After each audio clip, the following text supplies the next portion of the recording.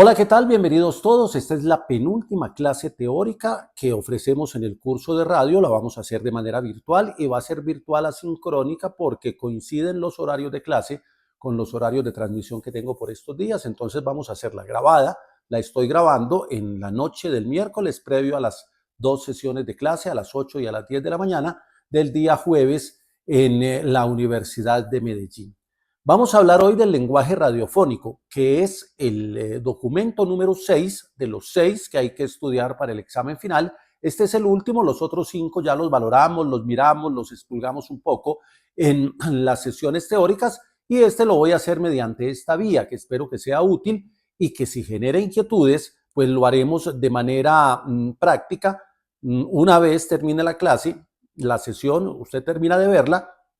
inmediatamente puede ir al WhatsApp y todas las inquietudes que surjan del documento o de lo que se diga en esta sesión, usted las plantea en el WhatsApp para que quede incluido el grupo y de una vez pues no se repitan inquietudes. Puede ser la misma pregunta la que tenga uno o la que tenga otro y ahí quedarán consignadas las preguntas y las respectivas respuestas. He tenido la posibilidad de escuchar hasta hoy 5 capítulos, es decir, los 5 primeros capítulos de 5 equipos de los 11 que hay en total, sumando los 2 grupos de radio que tengo. Entonces voy en la mitad. Quería primero que todo felicitarlos. La mayoría tienen una muy buena producción, unos buenos productos, un buen contenido y hay algunos ajustes que hay que hacer, no sobre el capítulo 1, porque a los 5 grupos les he dicho que lo suban, algunos ya lo habían subido de hecho. Y básicamente me he encontrado con algunos elementos que son más técnicos, de ajustar alguna cortina, de saber dónde saco el fondo musical, de poner un efecto en alguna parte, de separar una sección o incluso de comprimir algunos temas que aparentemente se fueron muy largos por la conversación, por la discusión y de pronto se vuelven repetitivos. Entonces esas han sido las recomendaciones particulares. Muy bien, vamos a cerrar los conceptos teóricos porque la otra clase teórica es un resumen de los 6 documentos que entran para el examen final, pero voy a cerrar este contenido teórico hablando del lenguaje radiofónico. Ya se los había anunciado la semana pasada y vamos a hablar a partir de un documento que está firmado y escrito por Armand Vallcebre, que es un español que nació en 1945, que es catedrático, profesor de comunicación audiovisual y publicidad en la Universidad Autónoma de Barcelona. Es escritor, ha hecho varios libros, tiene varias novelas incluso porque es también un hombre dedicado a la literatura. Darwin en el desván es un muy buen texto, Las cartas de Elena Francis y varios títulos o varios libros que tienen que ver con la producción de radio o con la radio como fenómeno social o incluso la radio como lenguaje, que es el tema que traemos para hoy. El documento es básicamente el primer capítulo de ese libro de la radio como lenguaje que publica este señor Vallcebre. Y él parte de 2 preguntas que nosotros de entrada respondemos afirmativamente, pero que en el momento de la escritura tenían alguna discusión. ¿Existe un lenguaje radiofónico? Pregunta en la primera línea del documento y a renglón seguido dice, ¿tiene la radio un lenguaje específico? Y él plantea la inquietud y de entrada da el argumento de por qué está haciendo estas preguntas que obviamente para él y para nosotros tienen una respuesta afirmativa. Él parte de la idea de que el pensamiento intelectual, es decir, los grandes académicos de las universidades del mundo, en el momento de escribir este texto, que es de hace unos 15 años, no aceptaba ni el cine, ni la radio, ni la televisión como lenguajes. No aceptaban que se hablara de un lenguaje de televisión, de un lenguaje de cine y de un lenguaje de radio, porque esos académicos, esos intelectuales de ese momento, pensaban que el lenguaje era algo más importante, era algo más consistente, que tenía que ver con la articulación de algunos signos, de algunos símbolos, con una idea un poquito más compleja y que solo le daban importancia a estos académicos a los medios de comunicación como medios expresivos, es decir, como vehículos para hacer circular el lenguaje.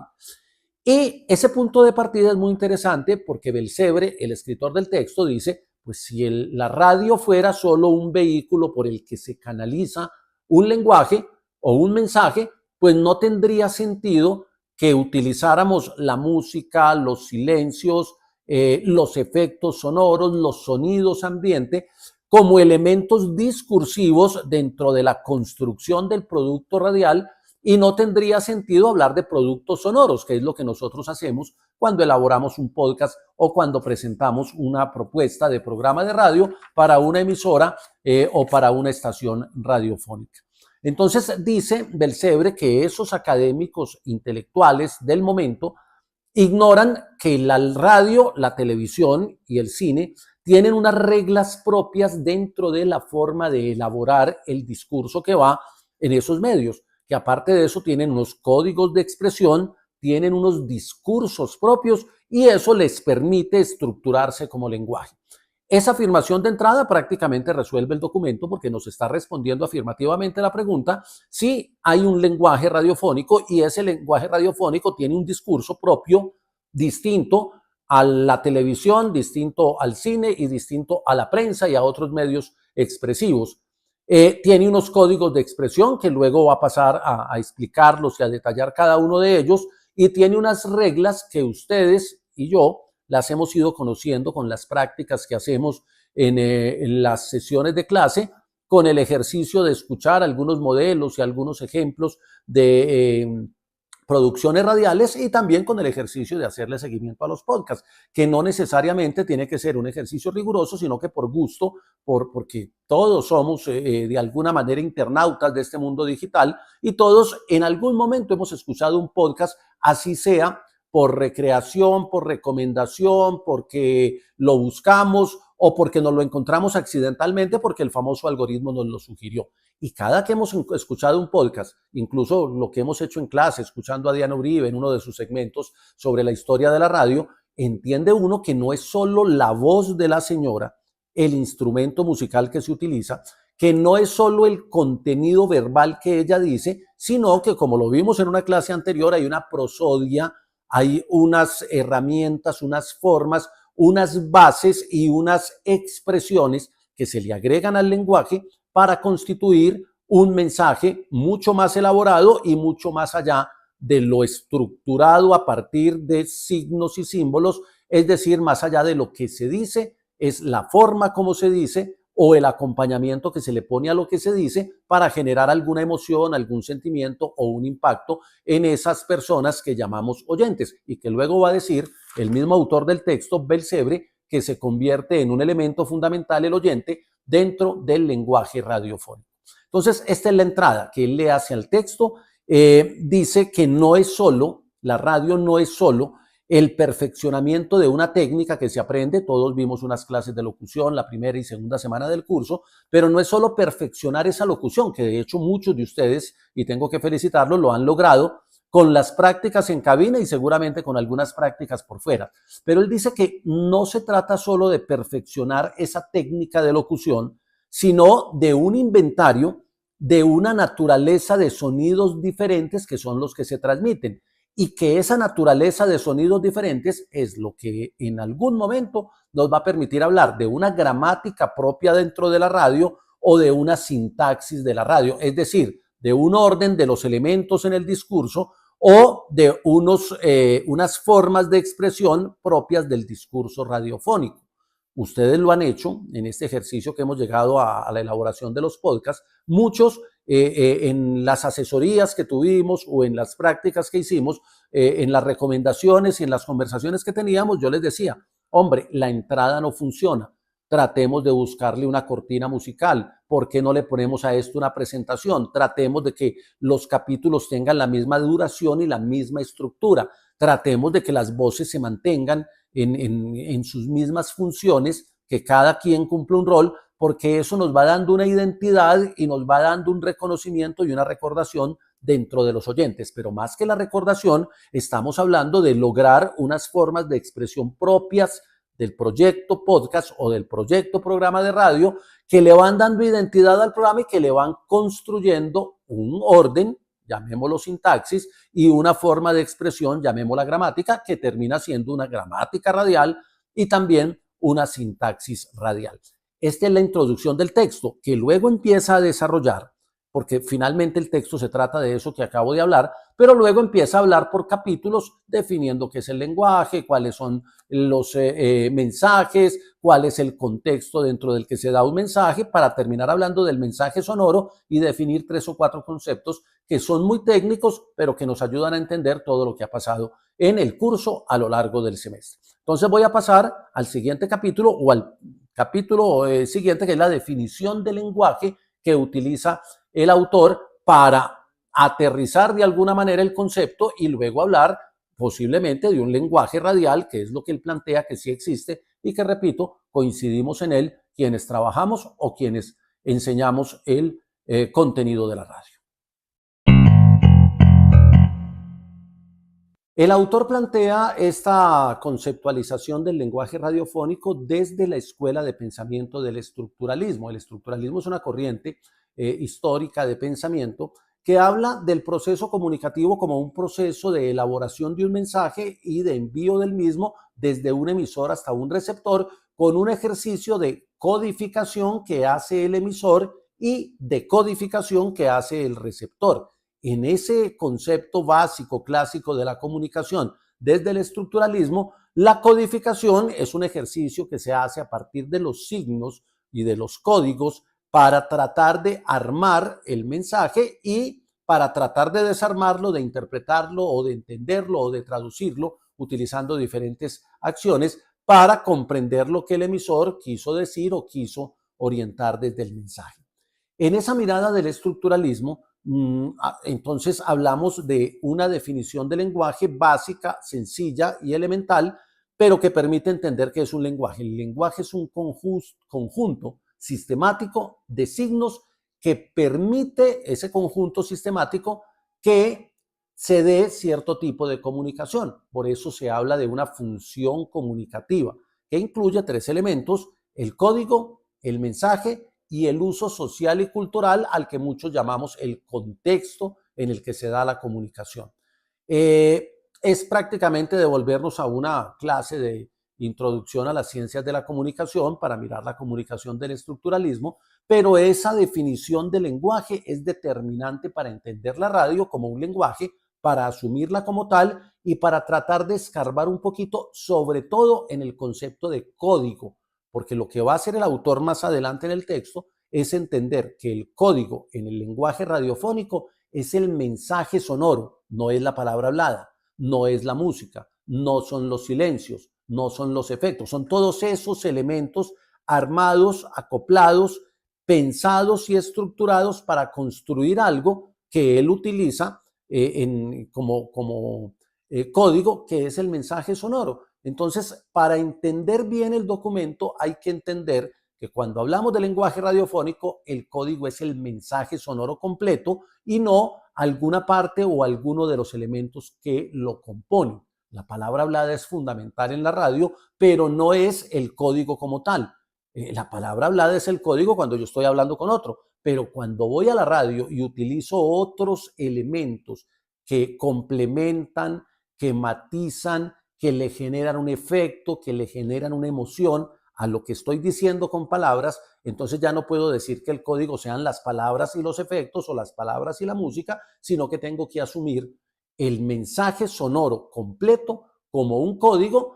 que se utiliza para establecer un mensaje, y ese mensaje se tiene que dar en un contexto social, cultural, histórico, en un momento histórico específico o con unas circunstancias determinadas en las cuales se emite y se recibe esa comunicación radiofónica o ese mensaje sonoro del que vamos a hablar más adelante. Entonces, recapitulando, definimos lenguaje como un conjunto sistemático de signos que permite cierto tipo de comunicación y que la función comunicativa se establece con 3 elementos: el código, el mensaje y el contexto, o lo que llaman tradicionalmente los autores del estructuralismo, el uso social y cultural de ese mensaje.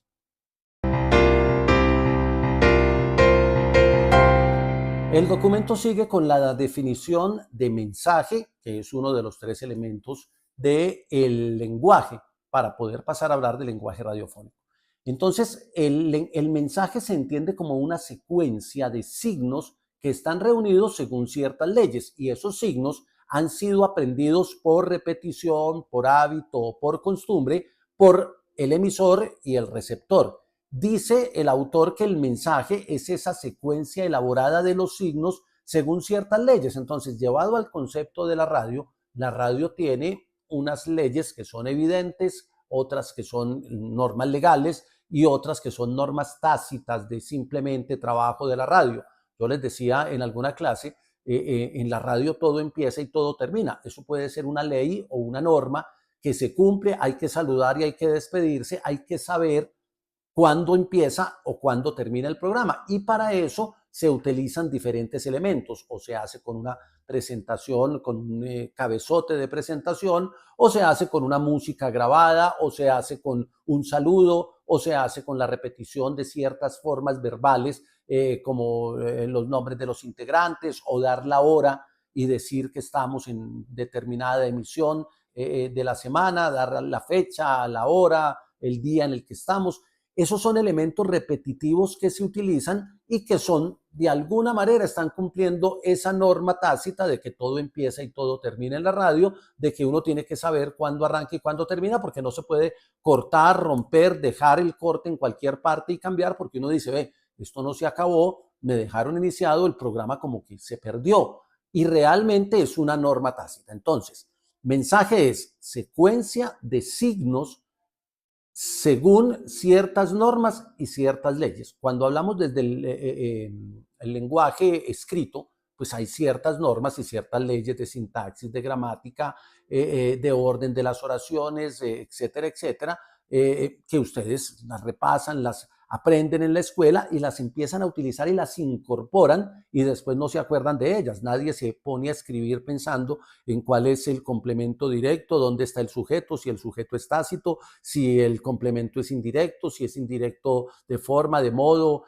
o de tiempo. Uno no piensa en esas normas que le enseñan, uno no empieza a repetir la norma de ortográficas, de las agudas, las esdrújulas, sino que cuando ya está incorporado el sistema de normas, usted lo que hace es construir unos mensajes cuando está escribiendo, cuando está hablando, utilizando esas normas de manera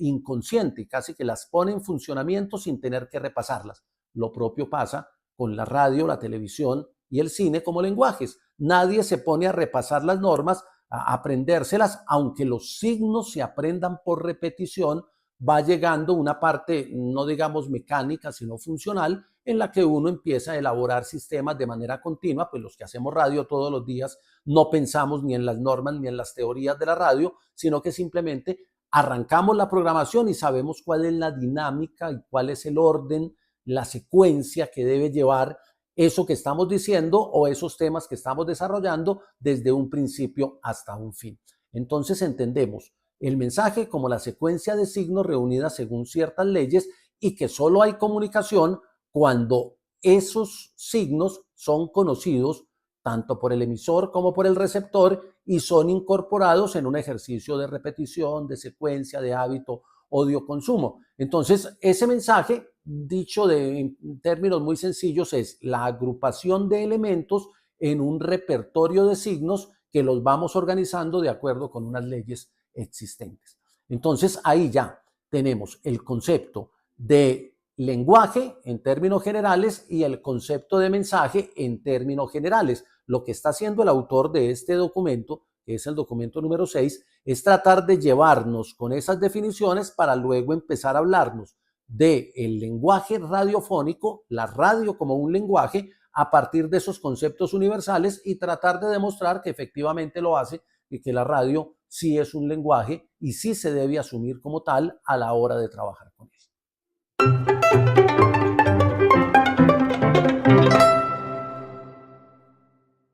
En el siguiente apartado, el autor habla del contexto. Es el segundo elemento de los tres que incluye el lenguaje. Recuerden, hablamos del código, hablamos del mensaje y hablamos del uso social y cultural, que en palabras más reducidas se llama el contexto. Al hablar del contexto, dice cosas muy interesantes el autor, porque retoma una frase célebre de otro autor que dice que un mensaje es alguien interpretando un mensaje. Un mensaje es alguien interpretando un mensaje. Es decir, asume ese autor y por ende el autor del texto que para que el mensaje cumpla su función debe ser entregado a alguien. Nadie hace un programa de radio para que nadie lo escuche, nadie graba un podcast para guardarlo o para subirlo a una plataforma y ponerlo bloqueado o cerrado que no se pueda reproducir, porque no tiene sentido. La comunicación se hace siempre pensando en el otro y siempre se hace como un ejercicio de expresión hacia una persona que en este caso la llamaremos oyente. Entonces, partamos de la base de que los mensajes son mensajes en la medida en que son escuchados, interpretados, traducidos, asimilados, decodificados, utilicemos cualquier verbo, por esa otra persona que asume el rol de receptor. Con esa definición arranca él a hablar del contexto, el uso social y cultural, que llamarían otros. Dice que se necesitan estrategias de producción de significado que sean comunes y que sean consensuadas entre quien emite y quien recibe. Voy a poner algunos ejemplos. Cuando uno hace un podcast de misterio, de suspenso, con historias ficticias, uno tiene que lograr a la hora de producir que quien lo escuche se meta en ese mundo ficticio, en esa película que uno monta, en esa historia irreal de personajes fabulosos o fantásticos, pero que asuma por un momento ese espacio que le estoy creando y ese ambiente que estoy construyendo como si fuera el ambiente en el que se está desenvolviendo. Entonces ahí es cuando se logra el efecto y el uso común y el consenso entre la manera de elaborar y la manera de recibir el mensaje. Cuando yo escucho radio experimental o cuando escucho algunos podcasts de temas muy específicos o para públicos muy cerrados, hay podcasts que son exclusivamente para médicos, y cuando yo me pongo a escuchar un podcast que es determinado y elaborado pensando en médicos que tengan conocimiento en medicina, pues quedo totalmente perdido, me aburro en la primera intención de escucharlo y quedo sin la comprensión de lo que muchas veces está queriendo decir. Son esos mensajes sonoros para grupos muy técnicos, para grupos muy específicos, donde yo no tengo el consenso o no tengo el significado común de quien está originando y yo como receptor. Entonces se necesita que a la hora de producir aparezcan esas estrategias que permitan que sea común lo que yo estoy emitiendo como mensaje y lo que el otro está recibiendo como producto sonoro, en el caso de la radio. Entonces hay como un pacto tácito, un pacto entre quien emite y quien recibe para entender el mensaje. Algunos hablan a lo largo de las teorías de la comunicación de que todo mensaje tiene una forma y un contenido o un elemento semántico y un elemento estético, para ponerlo en nombres más técnicos, y esas dualidades, incluso desde Ferdinand de Saussure en semiótica, cuando hablaba del significante y el significado, siempre tratamos de hablar de dos elementos distintos que se combinan y que tienen que ir unidos, que si bien se estudian por aparte, van en el mismo paquete, van integrados a la hora de elaborar el mensaje. Entonces, en ese capítulo del contexto, el autor sí toca 3 o 4 temas, toca la presencia del otro como parte fundamental del contexto, toca el uso común que se debe dar, y para eso es muy útil el momento histórico, económico, político, social. Es más fácil que un producto sonoro mío le llegue a quienes comparten mi mismo espacio geográfico, cultural, ideológico, a que le llegue a otros que no comparten ninguno de esos espacios. Eso facilita el hacer común y el hacer consenso a la hora de armar y de estructurar el mensaje entre lo que yo quiero decir y lo que el otro intenta entender a la hora de convertirse en oyente. Yo sé que es un poquito complejo, pero cuando él habla del contexto, habla de lo otro, es decir, del oyente, para ponerlo en términos radiales, habla del consenso, uso común de códigos, dice que los tiempos y los espacios son determinantes y muy útiles para ayudar el consenso cuando son comunes, pero no descarta que una persona en 1950 haya hecho una radionovela que hoy sería, y sí, de hecho lo es, un éxito a la hora de ser escuchada, incluso cambiando la época de la producción a la época de la recepción, porque hay productos sonoros que trascienden la historia precisamente por la manera como se elaboran los mensajes y se construyen pensando en públicos universales. Ese es el capítulo de contexto, entonces ya ahí estaba armado el concepto teórico hasta ahí en el documento de lo que es el lenguaje, lo que es el mensaje y lo que es el contexto, y quedaría por hablar de lo que es el código, que es el tercer elemento del lenguaje. Pero el autor muy astutamente dice, no, yo no voy a hablar de código, voy a hablar de una cosa que se llama el mensaje sonoro en la radio, que termina siendo el gran elemento que permite hablar de la radio como lenguaje o la televisión como lenguaje o el cine como lenguaje, porque así como hay un mensaje sonoro en la radio, hay un mensaje audiovisual en la televisión y hay un mensaje audiovisual en el cine, pero eso se los dejamos a los profesores de otros contenidos, de otras áreas que seguramente profundizarán en eso. Nosotros vamos a ocupar, como se ocupó el documento, del mensaje sonoro en la radio, que es lo que viene a continuación.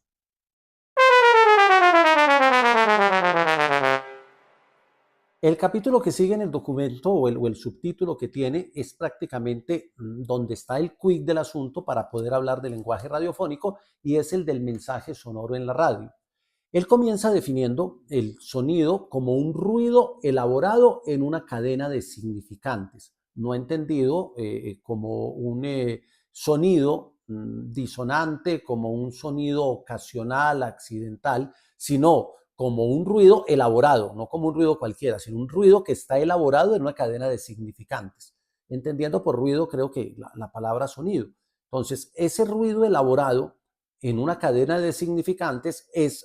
lo que permite hablar de un mensaje sonoro, que el mensaje es una sucesión ordenada, continua y significativa de ruidos elaborados, que pueden ser elaborados por personas, que pueden ser elaborados por la naturaleza, que pueden ser elaborados por efectos digitales o que pueden ser elaborados por instrumentos musicales. Entonces, el mensaje sonoro es esa sucesión ordenada, continua y significativa de ruidos elaborados por cualquiera de esas vías que acabo de mencionar.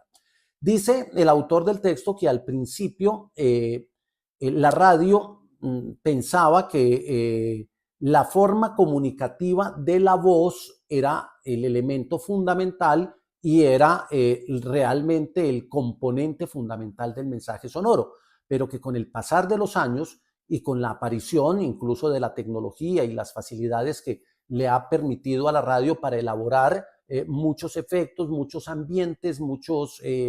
elementos emocionales, esto ha permitido hablar de un mensaje sonoro mucho más amplio. De hecho, él utiliza la palabra sonósfera, haciendo referencia que hay una grafósfera, que es el mundo de las grafías, de los gráficos, de los elementos que nosotros utilizamos en la escritura, que hay una logósfera, que es como ese cúmulo de imágenes que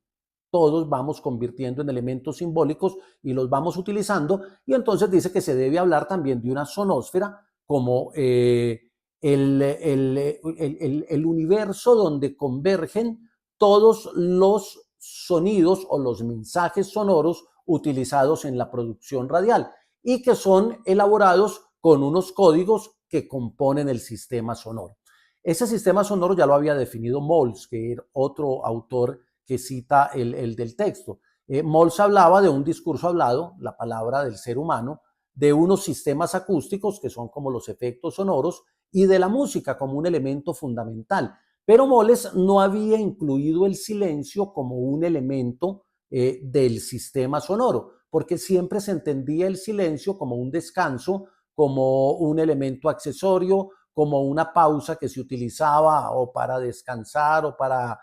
cambiar de ritmo, pero lo que hace el autor es decir, venga, en el sistema sonoro de Mols faltaba el sonido, entonces el silencio, perdón, entonces es la voz, los sistemas acústicos, que los podríamos llamar los efectos sonoros, la música y los silencios. Con ese sistema sonoro de esos cuatro elementos, elaboramos una cantidad de mensajes sonoros y el universo de esos mensajes sonoros es lo que compone lo que llama el autor la sonósfera. Entonces, al hablar, y él incluso utiliza el ejemplo de la música. La música utiliza el sonido, la música a la hora de hablar de música, el silencio es un elemento fundamental porque hace parte de los elementos que marcan los tiempos, los ritmos, las velocidades, los géneros y todas las formas de expresión musical. Entonces, esa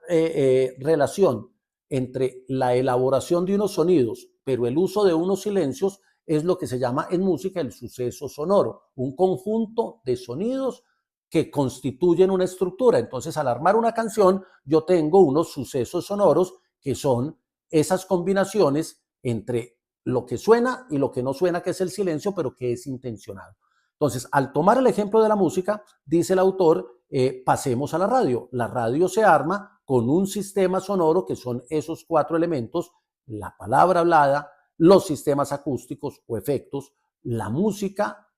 y el silencio. Con esos cuatro se arman los mensajes sonoros, y esos mensajes sonoros constituyen un universo que es lo que el autor llama la sonósfera. De alguna manera, a todos esos mensajes que están en la sonósfera es a lo que el autor llama la forma sonora, un conjunto de significados organizados en estructuras cuya totalidad es percibida no como una sumatoria de sonidos, silencios, voces y música, sino como un mensaje en su totalidad, se percibe en su totalidad. Nadie, cuando está escuchando un podcast, le pone atención a la música y omite la voz, o le pone atención a los silencios y no escucha lo que se dice. No se escucha cada elemento por aparte, sino que se integran en un todo, y esa totalidad, esa sumatoria, es lo que llamamos una forma sonora. Y una forma sonora es el elemento fundamental, es lo que podríamos llamar en otros lenguajes el código, pero él aquí lo llama forma sonora. Si lo expliqué bien, sé que lo van a entender, porque si leyeron el documento es demasiado claro cómo él va viniendo desde los conceptos generales de la lingüística y del lenguaje para llegar a este concepto de forma sonora, como si la forma sonora fuera el código, que es uno de los tres elementos, recuerden, de la definición del lenguaje: el código, el mensaje y el uso social y cultural o contexto. Ahí quedan armados los tres elementos, y con esos tres elementos el autor dice: ahora sí pasemos a hablar del lenguaje radiofónico. Y así es como desemboca el autor al capítulo del lenguaje radiofónico, para establecer una definición del mismo y para decir la radio sí es un lenguaje y es universal. Él comienza diciendo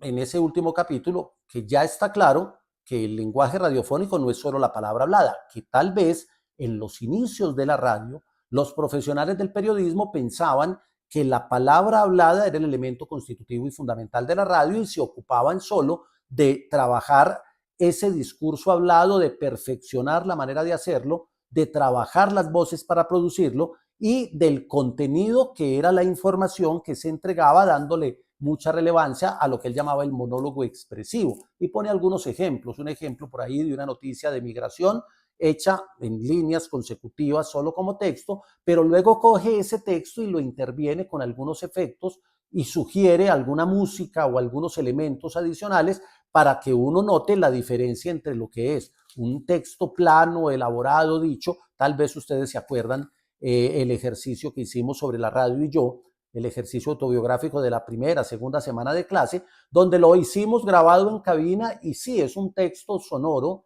es un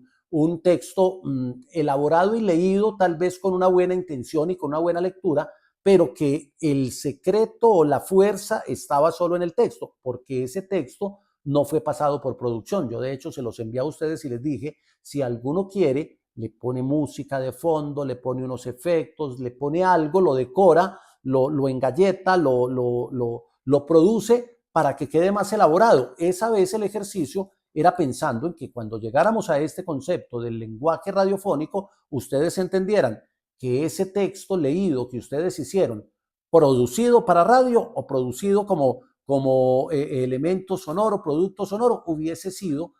mucho más impactante, con algunos elementos adicionales más allá de la voz de ustedes. Entonces él dice que esa información seca es una información sin mucha expresión dramática, y que la expresión dramática, así esté muy bien leído, se la pueden dar otros elementos, incluyendo el silencio, que ya lo incluyó como elemento constitutivo. Entonces él define inicialmente el lenguaje radiofónico como el conjunto limitado de mensajes sonoros, resultado de un número finito de normas y transformaciones aplicadas a un número limitado de sistemas expresivos. Es una definición compleja, pero que reúne todo lo que habíamos visto anteriormente. Pero no se queda contento con esa definición, sino que dice, a esta definición hay que agregarle dos nociones, la noción de la tecnología y la noción del oyente, que ya la había mencionado cuando habló del contexto. Cuando habla de la tecnología, habla del proceso de cómo la señal sonora original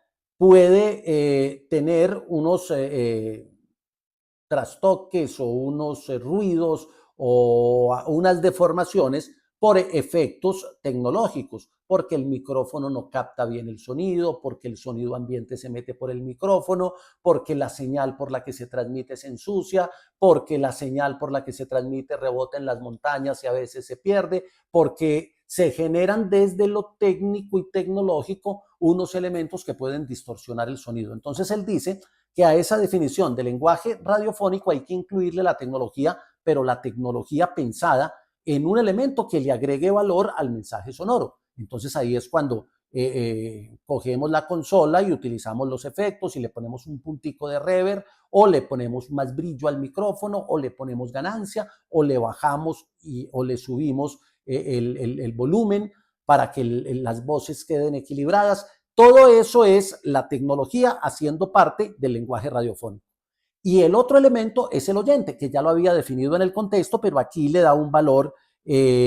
mucho más importante, porque es el oyente el receptor que le asigna el significado al mensaje que recibe. Entonces, ese juego con el oyente, él ya lo lleva a un gráfico, que no lo voy a poner en pantalla porque ustedes lo tienen en el documento, donde dice que el sistema semiótico radiofónico tiene el lenguaje radiofónico, que son las palabras, la música, los efectos y los silencios, la tecnología, que son los recursos técnicos para reproducir el sonido, y el oyente, que es el encargado de la percepción y de asignarle un significado al mensaje. Y así llega a una segunda definición del lenguaje radiofónico, que es la misma anterior, pero incluyendo estos dos elementos, que es la que él ya deja definitiva para tratar de mostrarle al mundo en su momento. Repito, este artículo tiene un contexto histórico. En su momento se dudaba mucho que la radio fuera un lenguaje, ya no hay tantas dudas, porque ya se asume que el mundo tiene múltiples lenguajes, no solo los de los medios, la radio, la prensa y la televisión, sino que hay muchas otras formas de expresión que se han convertido en lenguajes por el uso, el contexto y porque cumplen con todo lo de la definición. Entonces él dice, el lenguaje radiofónico es un conjunto de formas sonoras y no sonoras, porque como los silencios están incluidos, entonces son formas sonoras y formas no sonoras, representado por los sistemas expresivos palabra, música, efectos, silencios, cuya significación está determinada por los recursos técnicos expresivos y por el conjunto de factores de la percepción, que es donde está el oyente. Y ahí logra una definición del lenguaje radiofónico, digamos, muy gruesa, muy interesante y muy útil para quienes estamos viviendo o tratando de defender el lenguaje radiofónico como una forma expresiva y como un lenguaje muy universal que nos permite comunicarnos a unos y a otros a través de unas herramientas tecnológicas. Entonces, él dice que como fenómeno acústico, el lenguaje radiofónico es una interacción entre el emisor y el receptor, pero como experiencia estética es una interacción que está por fuera de las ciencias naturales y físicas. Es decir, para entender la radio como lenguaje hay que salirse del positivismo y hay que salirse de las ciencias duras y hay que ir a las ciencias sociales y a otras áreas que permitan entender el lenguaje como una actividad creadora del ser humano y como una forma de expresión en medio de la libertad. Él dice que si no se asume la radio desde ahí, es muy difícil entender la radio desde esas ciencias duras o desde esas ciencias exactas. Entonces, él hace una oposición entre dos teóricos que son Croce y Saussure. Croce defiende la creación individual. Saussure dice que las lenguas son sistemas y los lenguajes son sistemas, mientras que Croce defiende la individualidad del sujeto y dice que el límite se da cuando el sujeto o el individuo deja de ser entendido. Entonces, al hacer esa oposición entre esos dos teóricos, él lo hace para defender la postura de que la radio también puede ser una expresión artística individual donde uno experimente con el sonido para tratar de lograr unos mensajes totalmente diferentes, radio alternativa, radio artística, es radio, eso se llama radio experimental, que son formas de hacer radio donde los programas no siguen unas normas clásicas de la radio, de empezarlo, terminarlo, tener momentos de transición, hacer una introducción, luego un desarrollo, luego un cierre, sino que de pronto se salen de esa norma para experimentar, pero, dice él, siempre y cuando el individuo logre ser entendido, porque si deja de ser entendido, ya se está yendo a una mirada totalmente distinta, donde está logrando un producto sonoro para una forma de expresión particular, pero no necesariamente para ser entendido, y eso ya lo saca de el ejercicio comunicativo que plantea el estructuralismo, que es un mensaje que viaja por un conducto mediático entre un emisor y un receptor, el uno lo codifica, el otro lo decodifica, y entre los dos se entienden una idea original que el emisor quiere emitir. Ese es el primer capítulo del libro de este autor, que ya se lo reseñé, que es nacido en Barcelona, por allá en el año 57, Armando Vallcebre. El libro es muy teórico, muy conceptual, incluso tiene unos conceptos muy profundos de los que no vamos a hablar más en el curso, porque con estos es suficiente para que todos nos vamos a producir podcast y digamos, cuando yo hago un podcast, lo que estoy tratando de hacer es una expresión desde el uso de unos elementos, sonidos, voces, efectos, músicas, silencios, que se tienen que acoplar y se tienen que percibir y recibir en un compacto, se tienen que entender como un producto único, no como cuatro cosas distintas, sino como un producto único, que es lo que cuando hablábamos de la prosodia se decía darle sentido al mensaje con algunos elementos lingüísticos y no lingüísticos que permitan que el oyente disfrute lo que uno trata de crear al momento de producir. Eso es el lenguaje radiofónico. Si de pronto fui muy complejo en la explicación o si me extendí en alguno que no fue necesario, en algún concepto, ustedes quedan ahí en el chat, en el WhatsApp del curso, pueden escribir, pueden preguntar, pueden comentar, y así cerramos lo del lenguaje sonoro. Espero que esta semana esté el capítulo 1 de los grupos que faltan, que los grupos que ya escuché, que ya retroalimenté, sigan ya hacia la producción del capítulo número 2, que debe quedar listo la otra semana, y que terminemos esta semana muy bien.